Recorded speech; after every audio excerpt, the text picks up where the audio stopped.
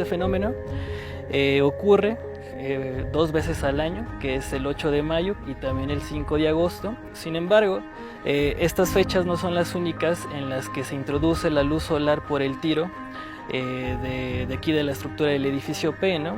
Con base en las investigaciones de otros arqueólogos como Aveni y Anthony, Morante y Sprague con Sánchez Nava, se ha registrado que la luz solar entra en estos espacios desde el 17 de abril hacia el 3 de junio y después del 10 de julio hacia el 25 de agosto, cumpliéndose un intervalo de 130 días desde la primera vez a la última en la que se puede registrar la luz solar dentro del tiro, ¿no? Esto resulta sumamente significativo porque 130 días marca la mitad del calendario ritual de 260 días que en zapoteco es conocido como pille. Como ya es bien sabido, este calendario ritual estaba compuesto por 20 meses de 13 días, pero bueno, servía para el cómputo de tiempo y sobre todo para tener certeza en las fechas o los días en los que se podrían realizar ciertas ceremonias o festividades, ¿no?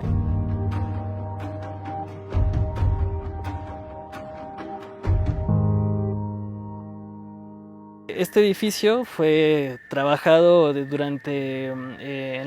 mediados del siglo XX bajo la dirección de Caso y bueno, desde aquellos momentos pues el edificio fue liberado, reconstruido y desde entonces se tiene el registro de la cámara, ¿no? Y del fenómeno como tal.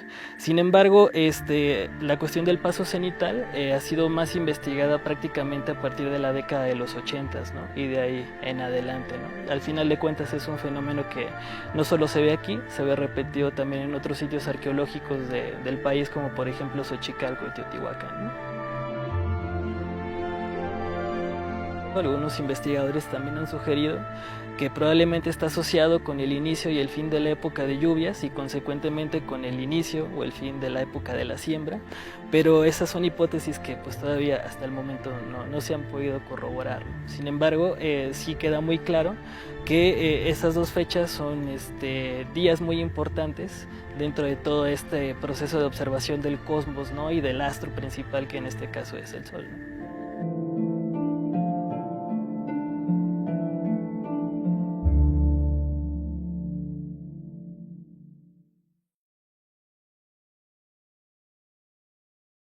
Gobierno de México.